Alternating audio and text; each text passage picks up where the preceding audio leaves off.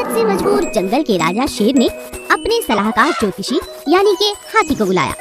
हाथी ने उन्हें आने वाले समय के बारे में बहुत सारी जानकारी दी। हाथी अपने साथ एक छोटा मेहमान भी लेकर आया था, जो था एक कछुआ। कछुआ भी दूसरे गांव से आया था और बहुत बड़ा ज्योतिष था।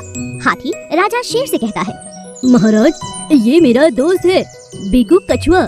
बीकू भी बहुत अच्छी विद्या ग्रहण कर चुका है, कई देश घूम चुका है। महाराज, आप चाहें तो इसे भी अपना हाथ दिखा सकते हैं। ये आपको मुझसे भी ज्यादा मजेदार और रहस्यमयी आपके जीवन की बातों को उजागर कर सकता है। वाह, क्या बात है हाथी, अच्छा किया जो तुम अपने साथ ये दोस्त ले आए। तो बताओ कछुए, मेरा आने वाला समय कैसा है? इस बारे में मुझे हाथी ने काफी कुछ बताया है, मगर तुम ऐसी कौन सी नई बात बता सकते हो जो मैं नहीं जानता? महाराज, मैं आपको बस इतना बताना चाहता हूँ कि आप एक सिर्फ गांव के राजा बनकर नहीं रह जाएंगे, बल्कि आप पूरे इलाके के राजा बन जाएंगे, यानी जिसमें के 7 जंगल पूरे के पूरे आते हों। मगर उसके लिए आपको एक उपाय करना होगा महाराज। कैसा उपाय? अगर आप आधे घंटे के लिए नदी के पानी में शरीर को डुबो कर रखेंगे तो ये संभव है। मैं बाहर बैठा मंत्र पढ़ता रहूंगा। तो ठीक है, चलो नदी के पास। तीनों की बातों को ऊपर बैठा हुआ कौवा सुन लेता है। कौवा बहुत चालाक था। कौवा समझ जाता है कि ये कछुआ राजा शेर को मारना चाहता है। नदी के पास जाकर कछुआ राजा से कहता है, महाराज आप जाइए और नदी के बीचों बीच खड़े हो जाइए। जब तक मैं न कहूँ आप बाहर नहीं आएंगे। मैं यहाँ बैठा यज्ञ कर रहा हूँ। राजा शेर नदी के बीचों बीच जाकर खड़ा हो जाता है। कौवा ये सब देखकर हैरान था। कौवा देखता है कि राजा तो पानी में चला गया, मगर बाहर बैठा हुआ कछुआ हाथी के साथ हाथ मिला रहा है। वो दोनों चाहते हैं कि राजा शेर मर जाए और अगला राजा हाथी बन जाए। ये सब हाथी की चाल थी। महाराज, बाहर निकलिए पानी से, ये दोनों आपको मूर्ख बना रहे हैं। यहाँ कोई यज्ञ नहीं हो रहा है। आपको बाहर जरा मुंडी निकाल कर देखना तो चाहिए, आखिर हो क्या रहा है। कुछ ही देर में अगर आप इसी तरह पानी में रहे तो आपके प्राण चले जाएंगे महाराज। राजा शेर कौवे की ये बात सुन लेता है और जब वो अपनी मुंडी बाहर निकालता है तो हैरान हो जाता है। बाहर कोई यज्ञ नहीं हो रहा था, बल्कि कछुआ और हाथी जोर जोर से हंस रहे थे। तो उनको मार गिराता है। तुमने मेरी जान बचाई है। आज के बाद तुम मेरे सलाहकार और मेरे सबसे अच्छे मित्र बनकर मेरे साथ रहोगे कौवे। कौवा बहुत खुश हो जाता है। अब जंगल में हर कोई उसे पागल नहीं बल्कि समझदार कौवा कहने लगता है। प्यारे बच्चों, सब्सक्राइब वाले लाल बटन पर क्लिक करके हमारे दोस्त बन जाओ। हम आपको कार्टून की अच्छी अच्छी वीडियोस दिखाएंगे। घमंडी घोड़ा और लंबे पैरों वाली बकरी को जादुई पेड़ का आशीर्वाद।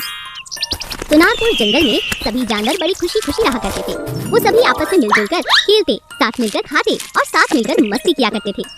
एक दिन बंदर ने कहा, अरे हिरन भाई, बकरी बहन, चलो आओ हम छुपन छुपाई खेलते हैं।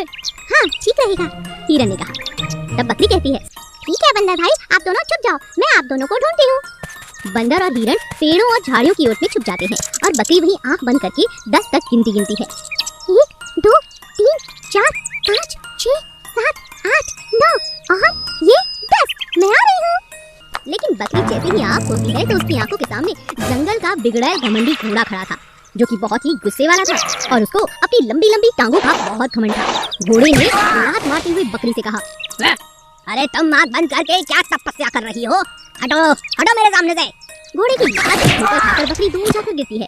तभी हिरण और बंदर भी बाहर निकल आते हैं और घोड़े से कहते हैं, घोड़े तुम्हें अपनी टांग पर इतना घमंड नहीं करना चाहिए। हाँ, हम सबको यहाँ मिलजुल कर रहना चाहिए। उन दोनों की बात सुनकर घोड़े को और भी ज्यादा गुस्सा आ जाता है और वो उन्हें मारने के लिए दौड़ता है। बंदर झट से पेड़ पर चढ़ जाता है और हिरण भागकर अपनी जान बचाता है, लेकिन बकरी नहीं भाग सकती। घोड़ा फिर से बकरी की पिटाई कर देता है और वहाँ से चला जाता है। बकरी वहीं पेड़ के आगे रोने लगती है।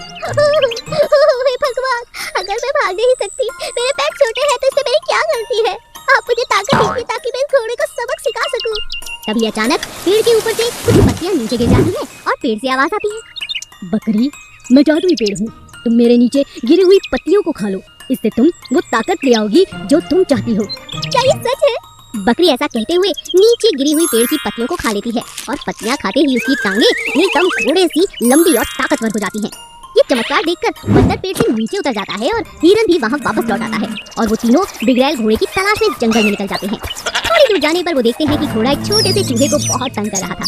तब बकरी उससे कहती है, घोड़े, इस चूहे को छोड़ दो, हिम्मत है तो मुझसे लड़ो। घोड़ा बकरी से कहता है, अच्छा, पिछली पिटाई भूल गई क्या? थोड़ी देर पहले की ही तो बात है।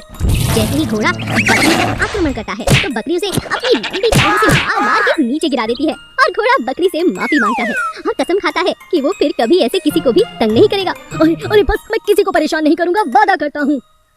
बकरी की लंबी टांगों के कारण जंगल को घोड़े के आतंक से छुटकारा मिल जाता है और जंगलवासी एकदम खुशहाल रहने लगते हैं।